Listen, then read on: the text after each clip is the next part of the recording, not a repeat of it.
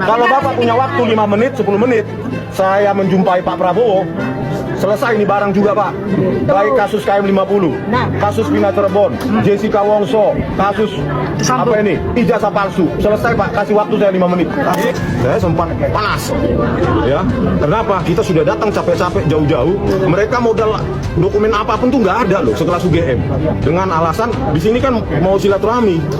Kami tidak berkewajiban untuk menyediakan bukti kepada Anda. Kalian siapa?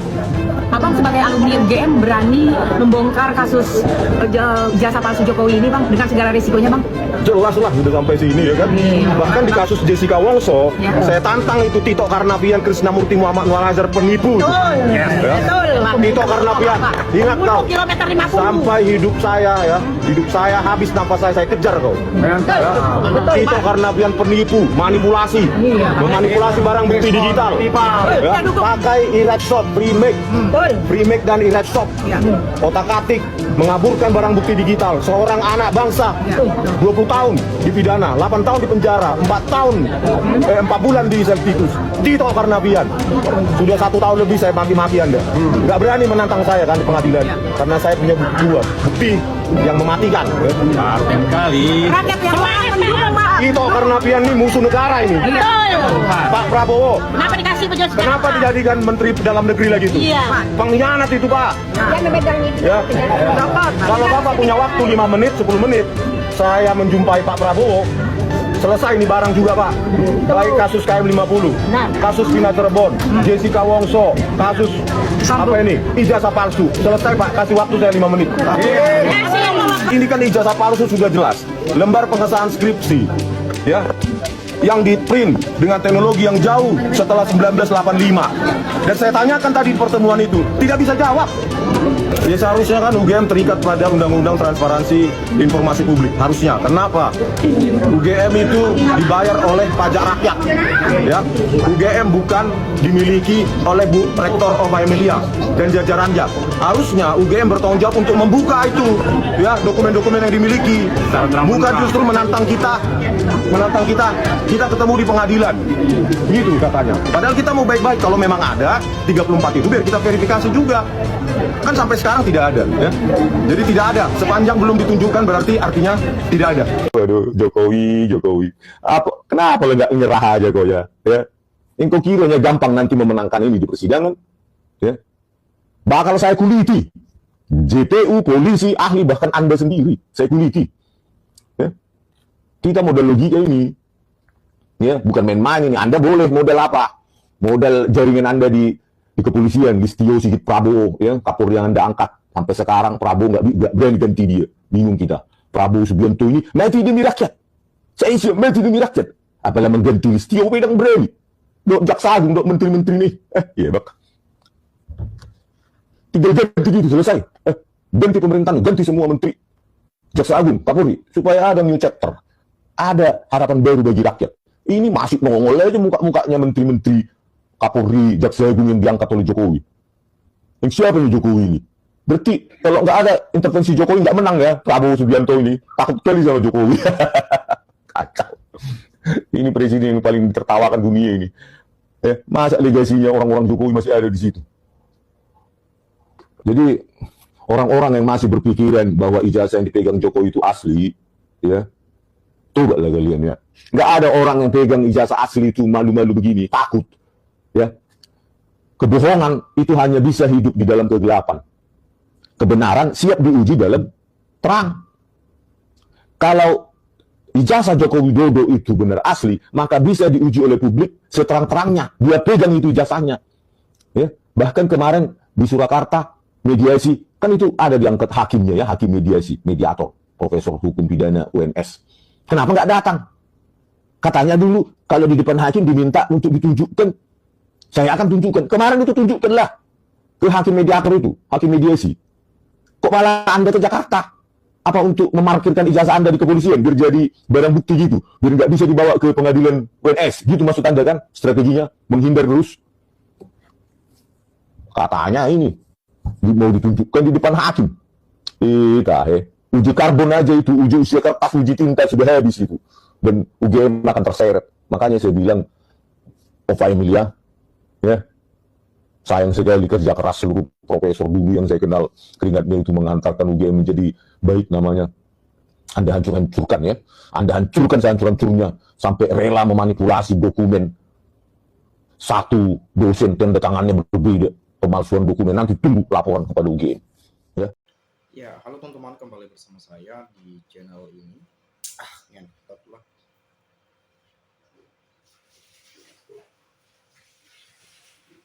Ya, halo teman-teman, kembali bersama saya di channel ini. Salam inspirasi, salam NKRI harga mati. Bersama saya di channel NES 2045 yang membahas seputar politik, pendidikan, dan juga budaya. Ya, penyampaian dari Bung Rismon ya soal polisi ya, Kapolri ya lebih tepatnya, dan juga ada Tito Karnavian. Ini ada apa sebetulnya? Apakah ada kasus apa sebetulnya? Kenapa Bung Rismon ini sangat lantang sekali ya? Mengatakan harusnya Kapolri dicopot, harusnya Tito Karnavian itu tidak dijadikan lagi menjadi menteri dalam negeri dan selainnya dan seterusnya dan seterusnya. Dan juga tadi cuplikan video sebelumnya soal ijazah Jokowi yang akan dikejar, dan tidak mudah bagi Pak Jokowi untuk menutupi itu karena sudah banyak sekali bukti-buktinya gitu ya. Tapi di sini awalnya saya menarik ya dengan nama Pak Tito ya. Ada apa sih sebetulnya? Ini saya coba baca ya dari hukumonline.com ya. AKBP Tito Karnavian jadi tersangka pemalsuan surat. Ya, ini pasti ada kasus ya, seperti katakan oleh Bung Rismon tadi. Tapi saya bacakan saja karena saya nggak tahu sebetulnya persoalannya bagaimana, karena ini sudah lama sekali kalau nggak salah ya. Perseteruan Tommy Winata vs Tempo mulai memasuki ring kepolisian. Kepala Satuan 1 Keamanan Negara Direktorat Reserse dan Kriminal Polda Metro Jaya AKBP Tito Karnavian kini dijadikan tersangka kasus pemalsuan surat. 4 surat janggal ya. Tim kuasa hukum Tempo menemukan serangkaian kejanggalan dari 4 surat di atas yang saling berhubungan satu sama lain.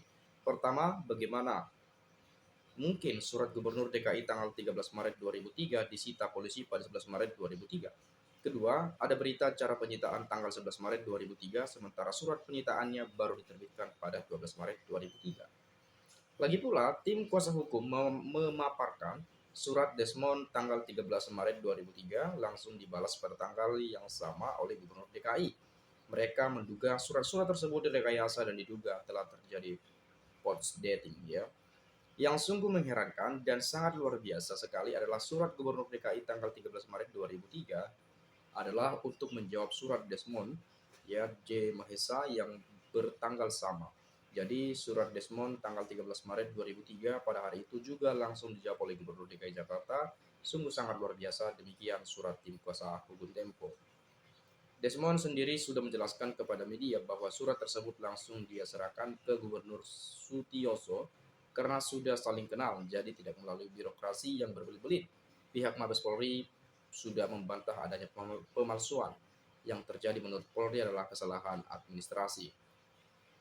Belum tahu, ini ada belum tahu ya. Kuasa hukum Tempo Joko Prabowo Saibani membenarkan adanya surat pemanggilan dari kepolisian mengenai pemeriksaan dirinya selaku saksi dalam perkara pemalsuan surat. Ini banyak sekali, tapi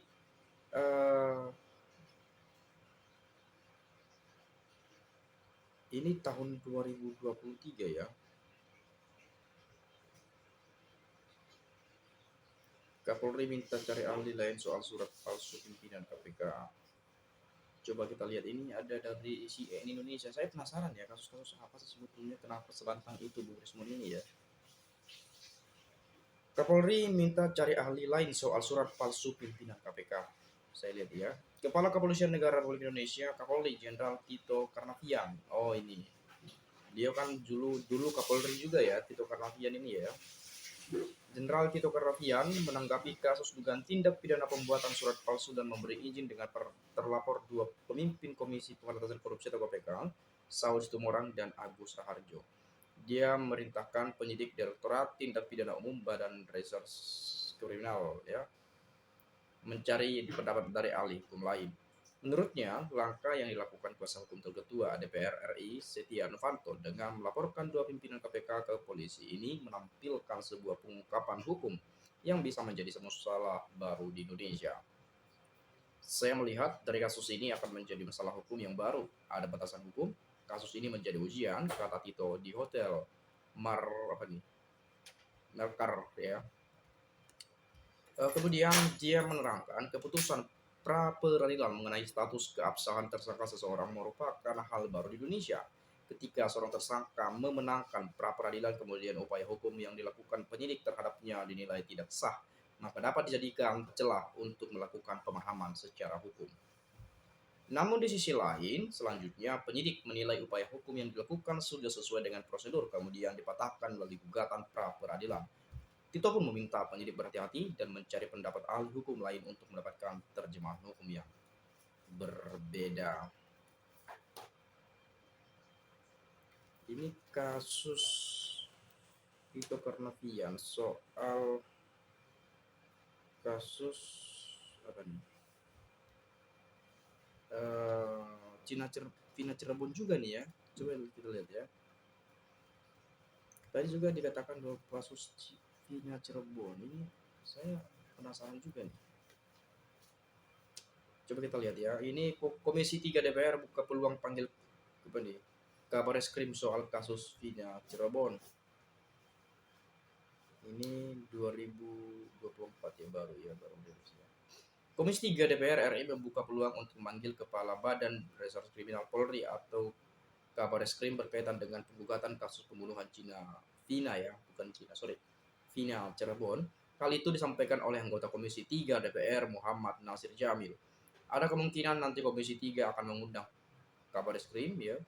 Bukan hanya soal itu, ada beberapa persoalan lain yang akan ditanyakan kepada Bareskrim, ujar Nasir ketika ditemui di Kompleks DPR Senayan, Jakarta, Senin 27 Mei 2024. Anggota fraksi PKS ini berharap Komisi 3 bisa mengundang Kabareskrim dalam masa sidang ini untuk mengonfirmasi berbagai peristiwa hukum yang terjadi, termasuk kasus Vina Cirebon ini ya. Seperti apa sebenarnya cerita yang terjadi di lapangan, tuturnya ya. Secara pribadi, Nasir mengaku skeptis dengan langkah Polda Jawa Barat yang menangkap Peggy Setiawan sebagai tersangka pelaku pembunuhan Vina. Saya sendiri, ya dengan tanda kurung, merasa kasus 2016 ini sampai sekarang seperti baru terungkap. Saya juga sempat melihat di TV swasta bahwa yang bersangkutan di si Peggy kalau tidak salah mengatakan dia bukan pelakunya dan dia siap rela mati. Saya perhatikan ekspresi wajahnya juga menimbulkan tanda tanya. Bagi saya pribadi ya, kita berharap Polri beri atensi. Terakhir, kuasa hukum Peggy Setiawan Sugiyanti Iriani menjelaskan kliennya mempertimbangkan untuk mengajukan pra peradilan usai ditetapkan sebagai tersangka pembunuhan Vina dan Eki di Cirebon oleh Polda Jawa Barat. Kalau memang dimungkinkan harus dan sangat kami lakukan, kata Iriani saat dihubungi Tempo melalui telepon seluler pada Ahad malam 2024 lalu pada tanggal 26 Mei ya. Iriani hakul yakin Peggy sama sekali tidak ada kaitannya dengan kasus pembunuhan Vina dan Eki di Cirebon pada 27 Agustus 2016. Melihat wajahnya aja belum pernah Vina itu seperti apa, Eki itu seperti apa ya. Karena malam itu Peggy sedang di Bandung bekerja sebagai buruh bangunan, ucap dia. Peggy sudah berada di Bandung sejak Juli 2016 dan baru kembali ke Cirebon pada Desember 2016. Perihal bukti Peggy tidak terlibat, Iriani nantinya akan menghadirkan saksi-saksi catatan gaji dari tempat Peggy bekerja sebagai buruh di Bandung. Walaupun catatan tangan kan juga bisa membuktikan bahwa saat itu dia bekerja dan masih menerima pembayaran, ucap Iriani. Saat Peggy dihadirkan pada konferensi pers di Polda Jawa Barat Ahad siang kemarin, Peggy juga mengaku jika dia bukan pelaku pembunuhan dan pemerkosaan terhadap Vina dan Eki. Saya bukan pelaku pembunuhan, saya rela mati, ucap dia. Polisi yang menjaga Peggy sontak menahan dan berupaya menutup mulutnya. Oh, ini kasus Vina Cirebon terlihat juga ya dalam video kemarin ya. Tapi yang dimaksud oleh Bung Rismon ini yang mana ya? Nanti besok coba kita upload ya. Saya penasaran juga nih apa kasusnya ya. Mungkin teman-teman ada yang tahu apa yang bisa saya search di Google barangkali. Kita akan coba melihat videonya langsung nanti ya. Mungkin dari saya itu saja lah. Terima kasih, salam dan sampai jumpa.